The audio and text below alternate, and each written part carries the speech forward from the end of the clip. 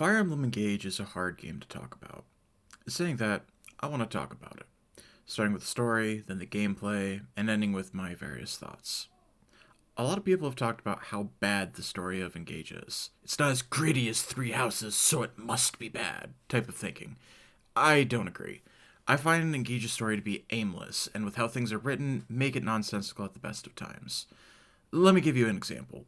Chapter 1. Vander takes an amnesiac Alir to meet Queen Lumera. Alir was sleeping on a flying rock called the Somniel, and Vander, alongside his two retainers, Clint and Fram, lived there as well. After the gameplay part of Chapter 1, Alir meets Lumera. She's his mother.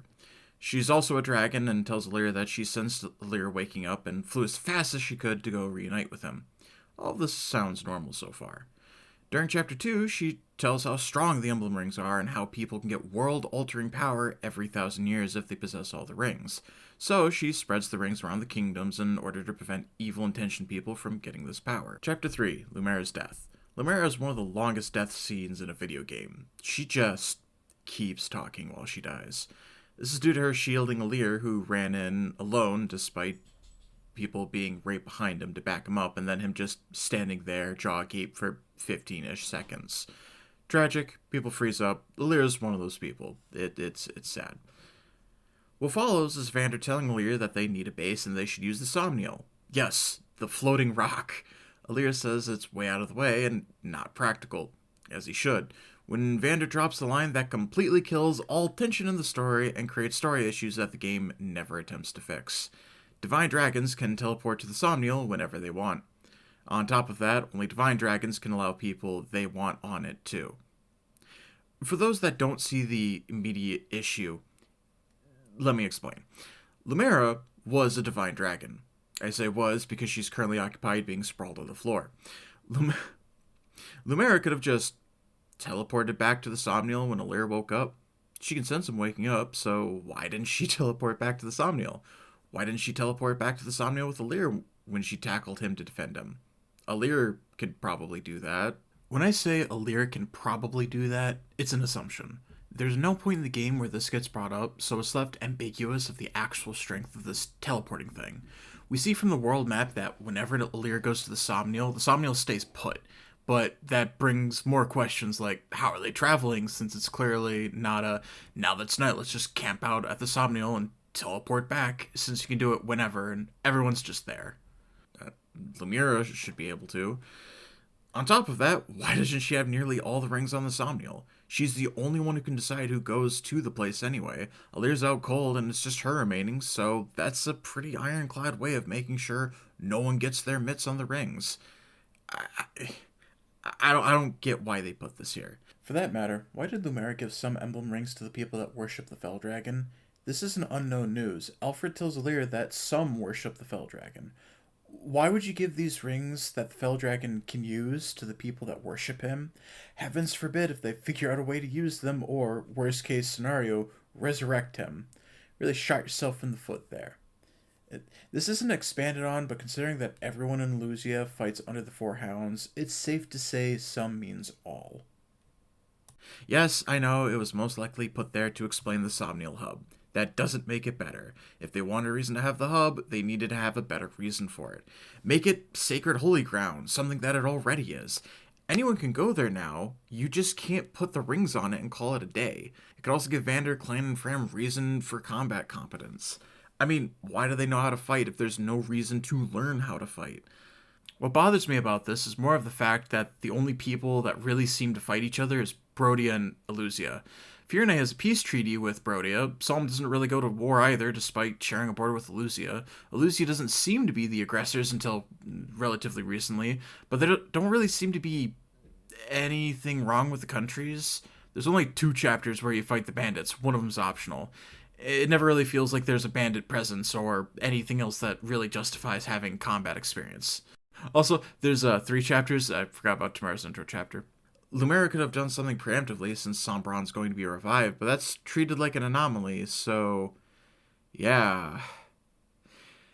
The critical issue I have with this interaction is that it shows what I believed is Engage's critical writing weakness. But only Vander, Clan, and Fram really react to her death. Vander, who presumably has served Lumera for a long time, has nothing to really say. Yes, some of Vander's supports have him talking about it, but supports shouldn't substitute for all world building. Point is, Lumera died a whole 2 chapters after meeting her. With this time, we know next to nothing about her and her relationships with anyone. She likes Alir is really the only one I can see. I know they have a relationship because the game says they do. Not through actual narrative, just that they're friends because they are. As such, when Lumera dies, there's no connection. I don't know her. Alir doesn't know her. Why is he devastated? Why is he the most devastated? They could have gone with the cheesy, "Why am I crying? I don't understand." Imagine if Alir did know who Lumera was, subconsciously, and he's emotionally devastated, but his Amni brain hasn't connected the dots. Could have been something. I mean, that's not the point. The point is, Lumera is dead, and that's sad. This isn't the only example.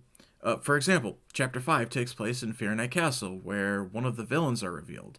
Alir and Co. show up where they banned, but ultimately they have to fight and save the queen while the villain, Zephia, are interrogating them. Alir and Co. manage to beat the troop only to find Zephia's gone. Oh, the queen's fine, no worse for wear, but Zephia's gone. They wanted a villain reveal, but they couldn't figure out how to make them threatening aside from threatening the queen and parent of the 2 party members that you've gotten up to this point, and she's completely out of Alir and Co.'s league. She could have obliterated them right now. There's no reason why she shouldn't. They're standing right there, and she's like, I don't recall the divine dragon having a child. But again, it's a moment they want. It's better, way better. The mini boss could have grumbled about, his bootlicking thing, and it makes the post-chapter scene make a bit more sense. They didn't. Here's some more. Chapter 8 has Elusian flying units assault the castle. This is significant because the previous chapter had someone, Hortensia, say how Elusia was insulting the castle when there's nothing going on when they arrive, and no one says anything. One of the princes was there. This is serious. They should prepare for a flying assault. They then get assaulted with a flying brigade, which no one could see coming somehow, despite Brodia and Elusia's constant fighting. Okay.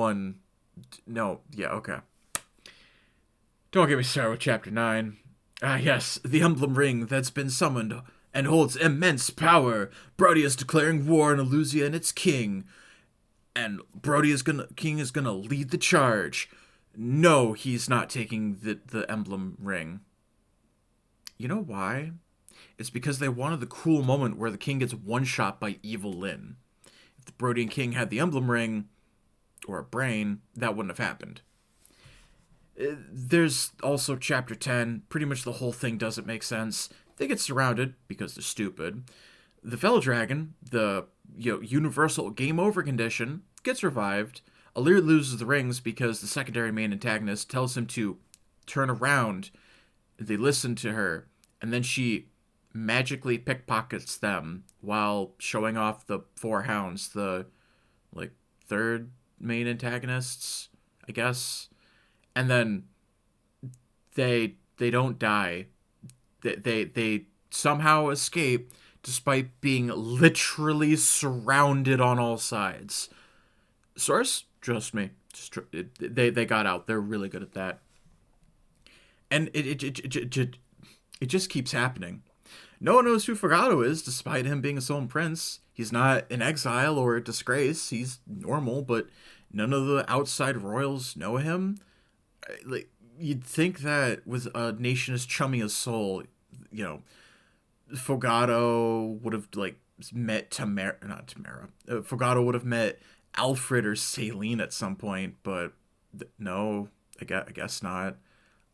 And how about Hortensia thinking Ivy is dead, then using her name to get in the Solan Palace by being like, yes, I'm with Alir, I'm with Ivy, and then being shocked Ivy's alive. I just don't get it. The worst part is that not only do we have to deal with her for a third time, she unfortunately lives afterward and forcefully joins the party. There's also Hortensia's retainers not knowing where Hortensia is or her status, but stealing a ring from their own faction to go and give it to Hortensia. Last they knew, she was fine, so why did they steal the emblem? Okay, you know what? Or how about Vale being mind controlled? But don't worry, she snaps out of it just long enough for her to give 2 emblem rings to Alir with the world's best throwing arm. How about Alir being a fell dragon and not a divine one? This doesn't affect anything. It affects nothing at all. There's nothing that this just gets brought up. But it's shocking. It's very shocking. You should all be very shocked by this information. Half the 4 hounds defecting and 1 dying because Vale has a sad backstory. I mean, it's really sad.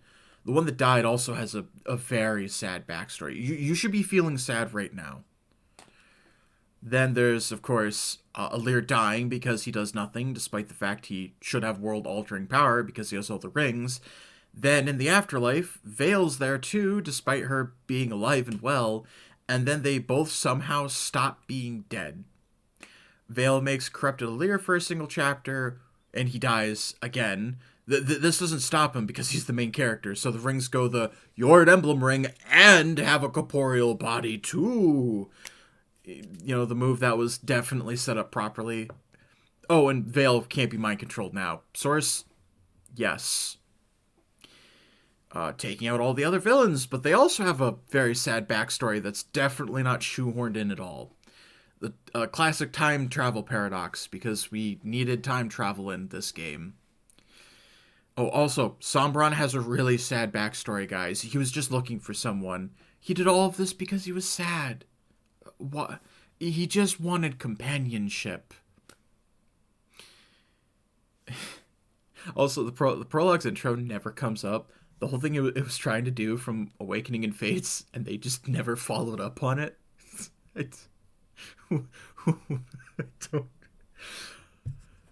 I mean, okay. I'm only exaggerating a little bit, slightly, just a tad.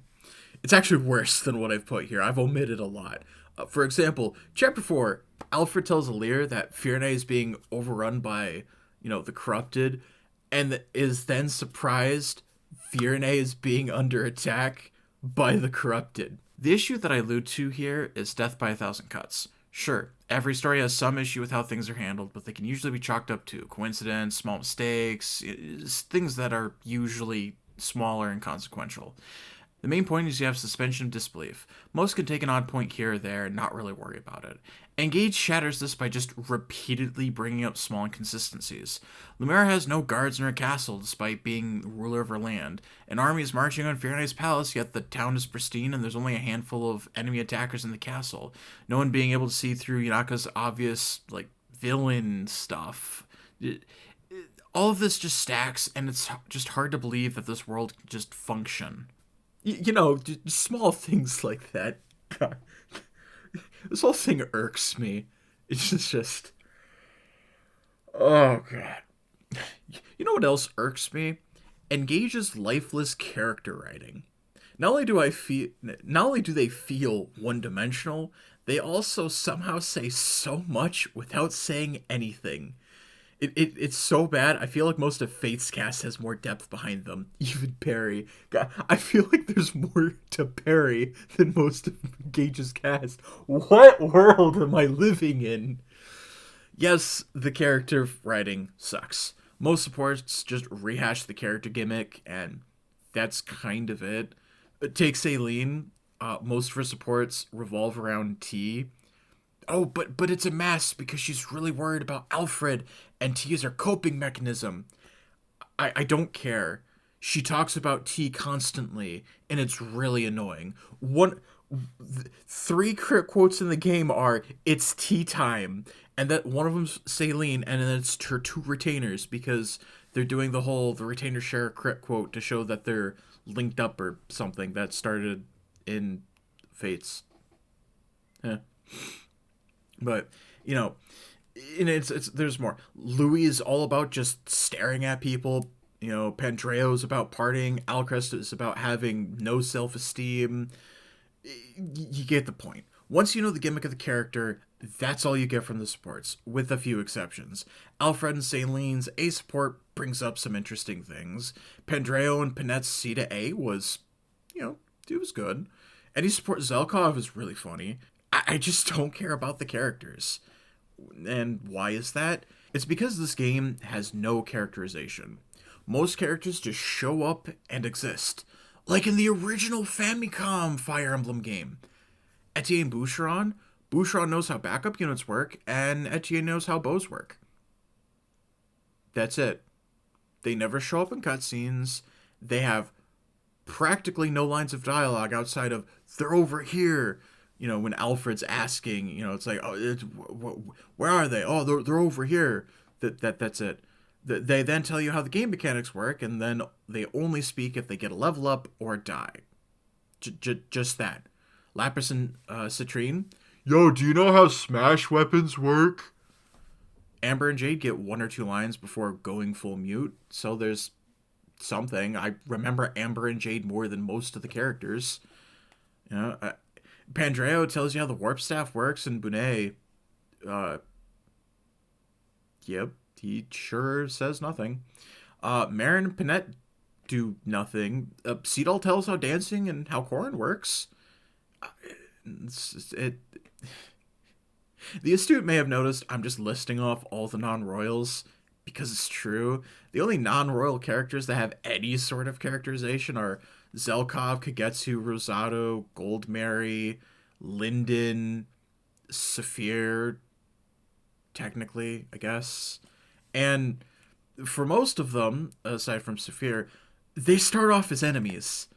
Yes, this is now the norm for a Fire Emblem game. Coleman Naimi and Fire Emblem Sacred Stones talk in one chapter and have a little bit of extra dialogue at the end of the game during the final chapter when you're fighting for Mortis. But, Coleman Naimi have dialogue. Colm swipes Erica's bracelet and shows off his thiefy skills, and Naimi shows that she's always one word away from, breaking into just a crying sob pile. It's something. In Awakening, Stahl comes running up saying he didn't know they were leaving as he slept in and had to miss breakfast and is really fixated on that. He never speaks for the rest of the game, but there's something that someone can latch onto. What's there to latch onto in Engage? Yo, how smash weapons work? The only thing you have to latch onto is designs, which is fair, I suppose, but that's it. There's no substance otherwise, so if you don't like the designs, like me, it's hard to really care. For the record, I like some of the designs, like Louis, Alfred, Zelkov, Sniper Panette. Look, it's for me, it's just hard to like the designs in this game. The game just makes it really hard. Every time I look at Ivy, all I can think is, why are you showing so much skin when you live in the North Pole? Do you know how cold it gets up there? Put a sweater on, please. You're gonna catch frostbite. I just have to chalk it up to just odd designs. And what's the most telling issue when it comes to the narrative? Etienne versus Alcrest. These two, there's been a division in the player base, at least from what I know, since release, for just one reason. Who's better? Etienne has a higher strength growth and hits harder, but her accuracy isn't that good, while Alcrest has low strength but extremely high skill, coupled with having Luna once he promotes into his unique class and when he hits level 5. Personally, I prefer Alcrest because I really like his jumping around crit animation, and his personal skill is pretty nice, and he has a surprisingly high Luna activation rate. But how does this pertain to the narrative? That's a gameplay thing. And that's the problem. That's the issue. I don't think I've ever heard anyone talk about any Engage unit in terms of, yeah, I like him and that's why I use him. I've just never heard anyone doing that. I feel like every other Fire Emblem game has people that use characters because they like them and for no other reason. I like Naimi in Sacred Stones and Gilliam. Same for Kelm and Stahl in Awakening. but I can't think of that many units that I like and I want to use in Engage aside from, Sniper Panette. I'm telling you, Sniper Panette goes super hard. Sure, I haven't scoured the internet to hear everything of what everyone says, but whenever anything about Engage comes up, it's always about the gameplay, which is fine. It's a game. The gameplay should be the main focus. So, why not talk about the gameplay part of it? Hey, putting this here in post, I completely forgot to talk about the garbage that is bond conversations. They're one sentences exchange for B and C bond, or for C and B bond, and a basic support convo at A. These don't add anything to the game. They barely characterize the characters. They don't really tell anything about the emblem character in question outside of being sort of vague and kind of mentioning characters from their game. This also extends the main narrative where none of the emblems really talk to each other. They're just there to dump exposition. The one time some of the emblems talk to each other is to give a reason for why Chapter 21's narrative technically works. They don't talk to each other. They barely have story relevance. Martha's probably the only, he's really the only one who's really woven into the plot. And once he goes in Chapter 10, that's it. No emblem really has any story relevance after that. Okay, going back to the gameplay now. Getting this out of the way, I don't hate combat. I hate the decisions around combat. The break mechanic, it's fine. I like it until the game just devolves into having a ridiculous amount of enemies with no terrain, which feels like a stat check. The class system, it's fine, but the only characters that are mechanically interesting are the Royals because they have something no one else can do. Only Alcrest gets Luna, only Diamond gets Soul, Ivy gets Grasping Void, Tamara Sandstorm, you get the picture. So it feels like the game wants you to use those characters because they get the shiny thing that only they can do, even though a lot of them aren't great. Alfred's too slow and never gets fast enough, leaving him to be eternally doubled or at best just not doubled. Saline's 2 stats are just low in general, but especially for Ignis, and she can't get S-Tome, so you can't do Quad Nova shenanigans at the very end of the game. Alcrest does make Luna work with his high skill. Diamond has a 22 dex cap. Yes, his dex cap is 22, and I think he starts with 18. He gets Soul, but at base, he has a 22% activation rate, requiring him to have an emblem ring to boost his dex to give him, at best, a 33-ish% chance. Ivy has Grasping Void, a skill you can't really plan around because the only enemies that you can see their magic stats are enemies that have a weapon using their magic stat. You can't see enemies' magic stat in this game. You can't plan. Who thought this was a good idea? She also has low dex on top of it, so it's not like she's going to be using it that often. Fogado has Vengeance, but worse. He has to be under attack. Counter. He has to be countering. And then he has a dex-based chance for Vengeance. When Vengeance used to be skill times 2, it's now just equal to skill. I don't... Tamara Sandstorm is actually good, but you have to get her 5 levels into it, while it is harder than you think, she also wants a dex ring for more consistency, but once she gets online, she's pretty good. Hortensia can randomly save a staff use. It's good or something, but it's tied to the most annoying character in the game and potentially the franchise, so I never used her outside of the one time I did the maddening Chapter 25 warp skip thing on stream, because... oh boy. So I'm getting sidetracked. So out of the 8 Royals, I think 3 of them are good. Alcrest, Tamara, and begrudgingly Hortensia. Ivy at base is a flying healer, so there's that. That's 3 good and 1 extra for utility. Ivy has a miserable dex and luck cap. 25 dex and 20 luck max. Her and Diamant are a match made somewhere. Keep in mind, these are the characters who are better than most of the cast. I didn't bring it up since it's not really something I thought about, but personal skills are really terrible in this game. There's a few good personals. Alir steals Camilla's personal, Pinette gets plus 10 crit. Alcris gets +3 strength when an ally within 2 spaces gets attacked. There's more, but there's way more bad ones. Like Etier's +2 strength if you use a healing item for that turn only. Alfred, Jade, and Mauvir's wait and get +2 to a stat due to just how the game mechanics work. Diamant's +15 to hit if the enemy can counter to attempt to balance out his low dex cap. Look at Amber's is bad too. Just ugh. Personal skills rarely help out a unit unless the personal skill is way better. Boucheron's personal skill can't be used until Chapter 7 or when you get Anna after Chapter 6 because you don't have any other backup units until 4 chapters after his introduction. It's nuts. Other units feel like they're built to be in a specific class line. Take Boucheron, a unit that has been bullied for his 20% strength growth. Most physical classes get a 10% strength growth. Some get 15, a couple get 5, some get 20. The only class that gives a 30% strength growth added to is Berserker. That means, at best, Boucheron can have a 50% chance just to raise his strength every level. That's not bad, all things considered. The issue is that if he doesn't go down his baseline, his strength is shot. 30% in your attacking stat per level. Yes, Boucheron is a rare exception where this doesn't completely cripple him because he has a good chance at raising his build, which will let him use heavier weapons without a speed penalty, and Boucheron is surprisingly fast.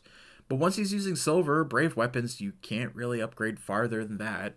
Etier is the other example.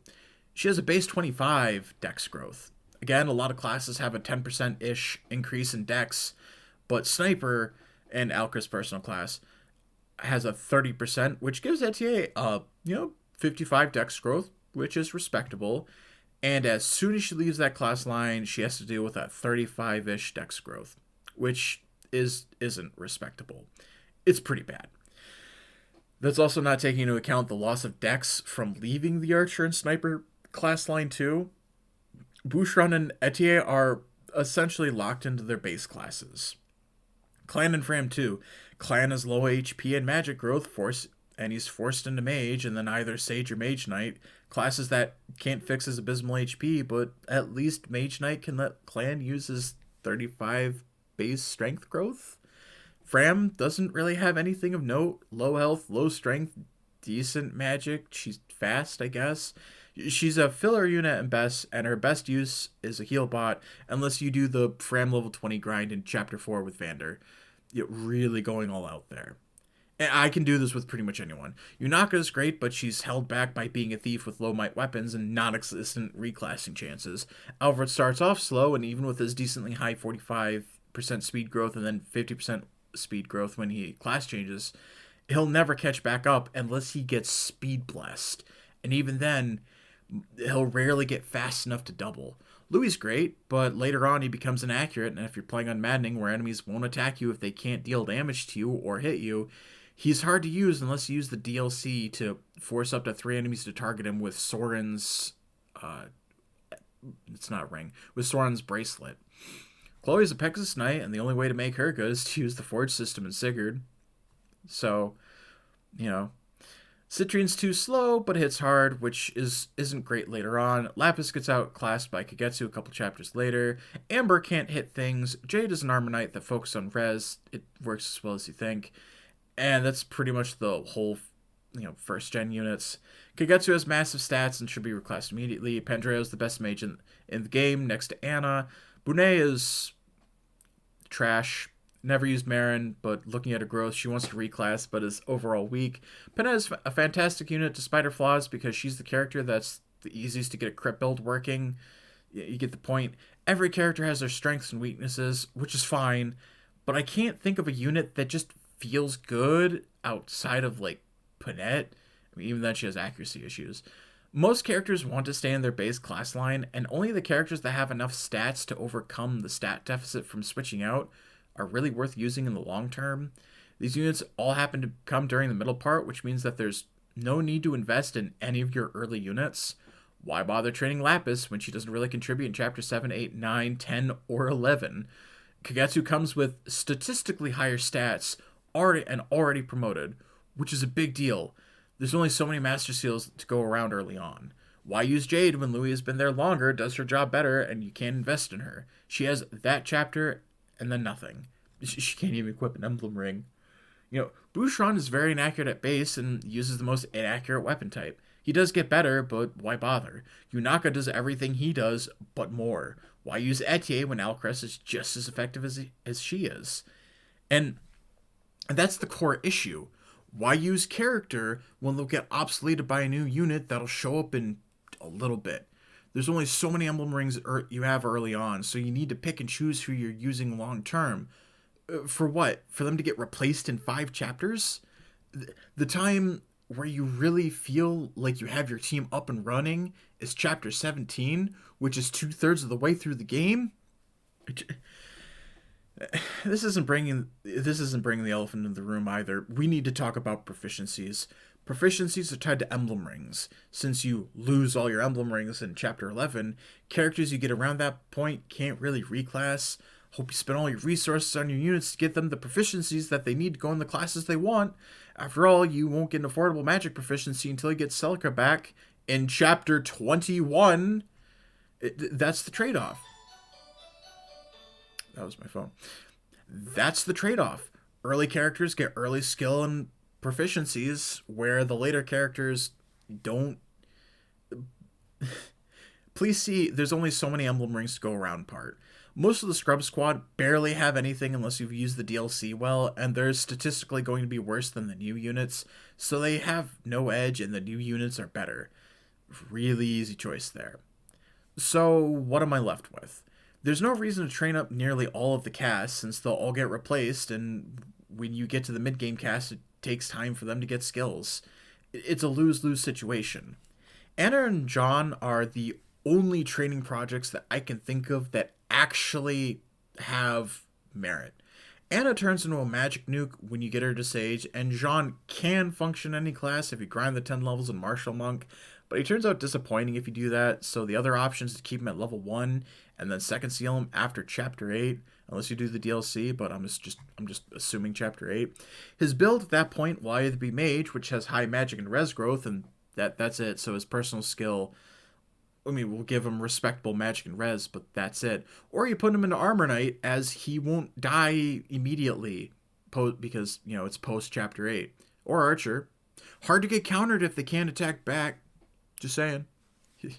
And again, there's nothing stopping anyone from using the units they want. Not everything has to be the meta, most efficient tactic available. It just never feels good to me. Fire Emblem is a game about playing the odds. Here's a unit. This unit has growths.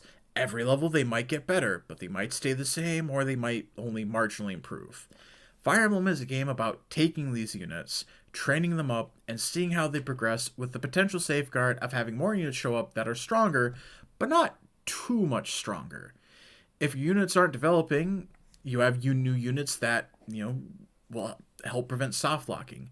But training an early game unit feels good because if it pays off, you have a really good unit. That's not the case in Engage. Etier will never outshine Alcrest at base. And here's the data to prove it up. At base, Etier has 21 HP, 10 strength, 11 dex, 6 speed, 3 defense, 2 res, 8 luck, and 4 build as a level 4 archer. Alcrest has 28 HP, 11 strength, 17 dex, 12 speed, 8 defense, 5 res, 8 luck, and 6 build as a level 10 lord. That's a difference of 7 HP, 1 strength, 6 dex, 6 speed, 5 defense, 3 res, and 2 build. Is it reasonable to say that Etier can achieve better stats than Alcrest with 6 levels of investment? Well, I'm going to take a look at Etier's growths and rates in fixed mode. I'll be talking more about fixed mode in a bit, but here's the numbers. Taking Etier's growths and her archer growth bases, this is what she gets. 55 health, 55 strength, 50 dex, 45 speed, 30 defense, 30 res, 30 luck, and 5 build. Now, I don't know the specifics where Etier starts on unfixed. The fixed growths are weird, but her first level she'll always get 1 hit point. But in a perfect world, in 6 levels, Etier will get 3 hit points, 3 points of strength, 3 points of dex, 2 points of speed, a point of defense, a point of res, point of luck, and no build. This means Etienne will have 24 HP, 14 strength, 14 dex, 8 speed, 4 defense, 3 res, 9 luck, and 4 build. So on fixed mode, Etienne will still have 4 less HP, she'll have 3 more strength, 3 less dex, 4 less speed, 4 less defense, 2 less res, and 1 more point of luck. So Etienne is far more of a glass cannon than Alchrist. High strength, low everything else.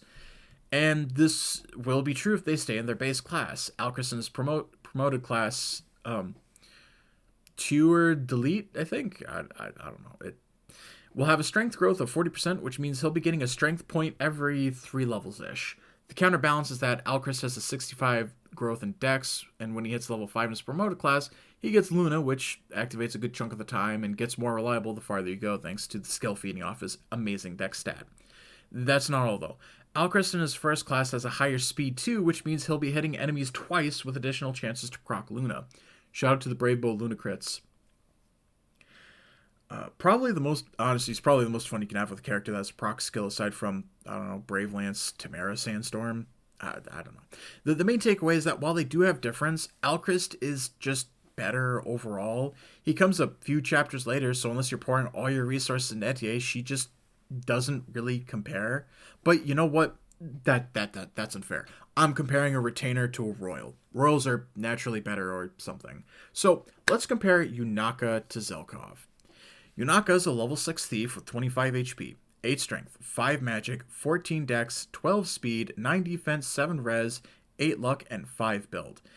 Zelkov is a level 17 thief with 35 HP, 15 strength, 3 magic, 19 dex, 19 speed, 14 defense, 5 res, 7 luck, and 9 build. Off the bat, Yunaka has more magic, res, and luck. Factoring in their base gross and thief gross, this is what we get for both of them. Yunaka has 55 HP, 45 strength, 25 magic, 60 dex, 60 speed, 30 defense, 50 res, 40 luck, 5% build. Assuming a perfect world, that means in 11 levels, Yunaka will have 31 HP, 12 strength, 7 magic, 20 dex, 18 speed, 12 defense, 12 res, 12 luck, and 5 build. Yunaka will have 4 less HP, 3 less strength, 4 more magic, 1 more dex, 1 more speed, 7 more res, and 5 more luck. So, Yunaka is weaker at Zelkov at equal levels. She's better at fighting mages than him, and is slightly faster. But considering that enemies get a big jump in defense past Chapter 10, even with doubling, she isn't doing much. And since they're in the same class, here's Zelkov's growth: 70 HP, 45 strength, 15 magic, 60 dex, 50 speed, 50 defense, 20 res, 40 luck, 10 build. So Zelkov has more HP and a higher base strength. He still hits 50% speed, which is only 10 less than Yunaka, but functionally, Yunaka gets outclassed by Zelkov. Not to mention his better build lets Zelkov use the heavier silver dagger without him slowing down, unlike Yunaka. I hope I've made my point. I'm sure that there's some comparisons where it's the opposite, like, I don't know, Citrine, Saline, or something, but the point is that on fixed mode, training characters will yield worse results most of the time. And with random growths, who knows? Anything could happen. Have fun. But looking at what most likely to happen is that there's no point in training units until you get the good ones mid-game. If we look at, say, the Sacred Stones, Franz and Ford are essentially the same unit at different times. There's, a minor 5% health, speed, luck, defense, and the difference, and the res. There's also a 10% skill difference. Even looking at Kyle and Ford, they have their strength and skill swapped, 50 and 40%, but effectively the same with the other stats. Yes, Ford is a 7 strength and he's 6 levels higher, while Franz starts at level 1 with 7 strength, and Kyle's a 9 strength starting out. Yes, we please laugh. Now that's out of everyone's system, they're effectively the same unit. Just pick the one you like more. Maybe, Form Ford's good. Maybe Kyle does. Maybe neither. Let the slot machine roll. It's the same thing in Awakening. Muriel and Rickon are, for the most part, the same. Muriel is a bit faster, starts slightly more accurate, but they're functionally the same. Just that Muriel arrives sooner than Rickon. And yes, I know that there's more to a unit than growths and base stats. It's harder to train Rickon, for example, as he starts off surrounded, where Muriel starts off not surrounded. It can chip enemies early on for levels that can easily snowball. It, it's just, I don't like that my efforts training units just won't amount to anything, especially in fixed mode, which is what the game requires you to do on the hardest mode for some reason. Not hard or normal, I assume. They lock you to random. And that's kind of my takeaway. They've effectively removed reasons for me to care about the units, and then from a gameplay perspective, have removed training. So there's nothing to look towards. The game has picked the units you should use because they're statistically better and will have more SP for skills. Hooray. It's, there's a myriad of other issues with the game too. I hate the stupid gotcha ring system they put in the game. It adds nothing, and while yes, it can be brute force to get the rings you want, there's only a few rings that are really worth getting. Cooking is a 40-second unskippable cutscene for no reason. Arena intros and outros are 10-second unskippable cutscenes for no reason. Dogs are the only animals worth having because they give you foraging resources, and from my limited testing, adding ingredients to cooking doesn't do anything. Wyvern Ride is here, but why is there a rail shooter in Fire Emblem? There's another fishing minigame, which, while better than in Three Houses, still doesn't belong in Fire Emblem. There's clothes you can wear in the Somnial, and only there. Why can't you wear whatever clothing you want in combat? The DLC is a train wreck too. I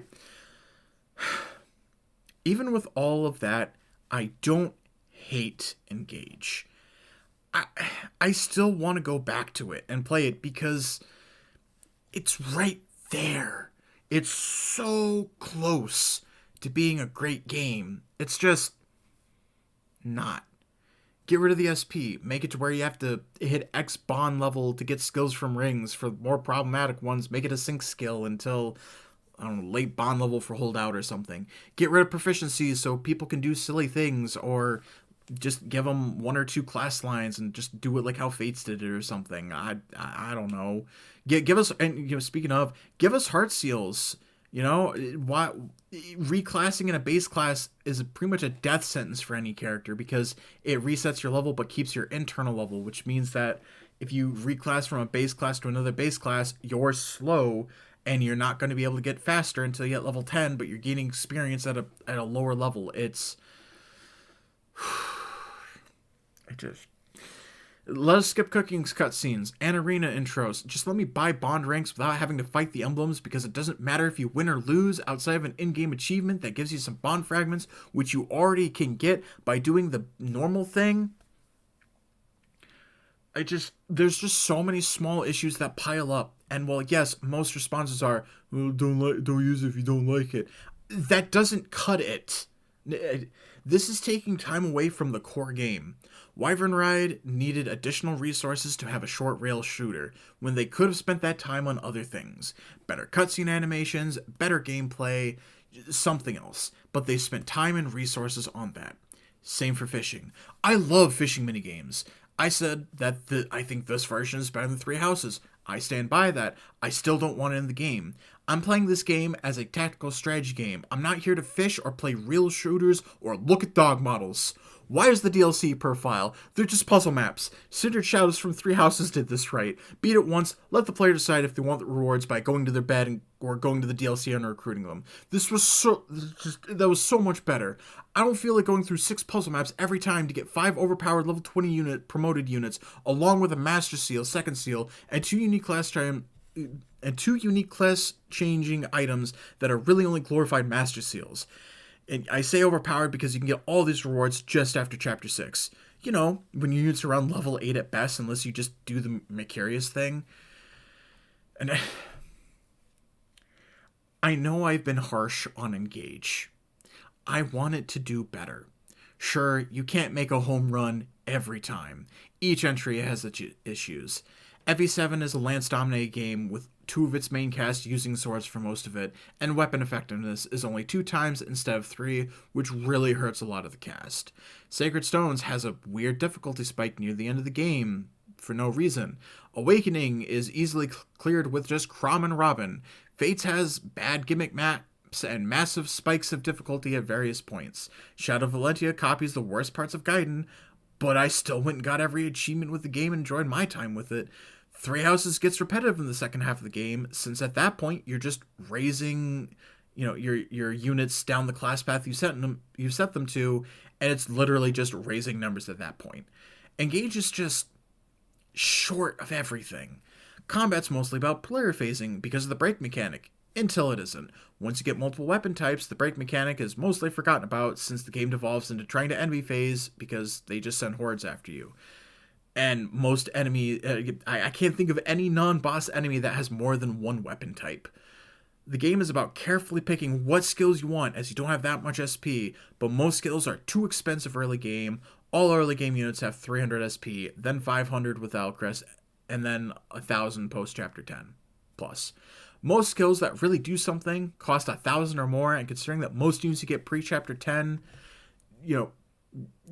have 300 SP, and you don't have that many emblem rings until Chapter 10, it just falls apart. You have 2 rings until Chapter 5, 3 rings to Chapter 7, 4 rings to Chapter 8, then 6 until Chapter 11. If we look at the unit count up to Chapter 10, we have 2 units for Chapter 1, 4 units for Chapter 2, 7 units for Chapter 3, 10 for Chapter 4 and 5, 11 for Chapter 6, 14 for Chapter 7, 16 for Chapter 8, and 17 for Chapter 9. You can add 1 extra for John from Chapter 4 onward, and you can add another one with Anna from Chapter 6 afterwards, which means that Chapter 10 you have 19 units. Please note how you have 10 units and 3 emblem rings when you can have 11 units in Chapter 5. Also, before anyone mentions it, bond rings do not help. They give you half SP, rounded down, which means that you have to get double the experience and levels to get anything, which isn't worth it. It's about training units, but most units in the early game get outshone by units that come with less investment. It's a Fire Emblem game, but it has fixed growths, which is antithetical to Fire Emblem, because Fire Emblem is about those moments where you get a unit that just gets stat screwed, or a unit you haven't used gets stat blessed, which radically changes how a unit feels, and just amazing stories can come from that. Everything that Engage wants to do is being held back by itself. If it wants to be a traditional Fire Emblem experience where units only have a few options for class changing with no real skills, commit. Don't give me this hybrid game where there's no real customization until over halfway through, because it just doesn't feel good. This game really could have used a Lin mode. The first 10 chapters stay the same, lets you build up units you want, and then you have a real game that begins, and they just need to add like additional 10 chapters or something, 10, 20 chapters-ish. And at the end of it all, I had fun in my very first playthrough, which is a good thing, even if it sounds surprising, but I had no desire to go back and play it again, which was a first for me with Fire Emblem. I beat Sacred Stones, and I wanted to play it again way back when, and I played it again and beat it again. I beat Awakening back then and replayed it over and over and over, at some point being Lunatic and even Lunatic Plus, and I still went back to replay it. I've replayed Fates countless times, aside from Birthright. I've only beat it once in Lunatic. Ryoma goes hard in Birthright. Shadows of Valentia is boring, but it scratches that how overly powered can we get in the first chapter itch, which, it's fun. Three Houses through everything lets you do bonkers things. All archers? Why not? All mages? Sure. Have fun. You want to stay in intermediate classes for the whole game? More power to you. Just go have fun. But Engage, every step forward is a step and a quarter back. It's not bad enough to say, oh yeah, this is the worst game in the franchise, rivaling FE6. But it's not good enough to really praise, aside from the emblem rings taking previous game mechanics and turning them into skills. I love how Divine Pulse is essentially, well, no, but actually, yes. It's cool seeing past game mechanics show up and Engage, even if some are dubious. But that's the only thing I can really genuinely praise as a positive. And And that's why Fire Emblem Engage is a hard game to talk about. It just, for every step forward, it's a step and a bit more back. And, well, that's my subjective take on Fire Emblem Engage. For those that have watched or listened until the end, thank you. This whole thing has been a year and a half in the making, and I rewrote the script over 15 times. A lot of my criticisms in those writings focus on the same few points, but there's only so many ways to say, wow, insert thing here could have been done better or is bad, before it just goes to the back and becomes background noise. For example, one of the scripts I went in depth for every chapter and listed all the narrative issues. Then when I went back and listed off, and then I went back and listed off all the gameplay issues, but it just fell flat, as most of the time was boiled down to, yo, this doesn't make logical sense. Whole thing was bloated. I scrapped it. A lot of the scripts fell into the same trap, but I'm keeping this one because if I drop this script, it'll never get finished, and I've had this has been on my mind for a year and a half. I'm sorry it took over. For those that know, I'm sorry it took over a year. Perfectionism really eats away at you. And also, last thing, in regards to the DLC, not great. I hope I made that clear. I don't know if this somehow becomes a breakout success, maybe I'll talk more about Engage. Like that'll ever happen. Anyway, that's enough out of me. I'll see you next time. Have a great day, everyone. Oh, the Prince of Flowerland is threatening me!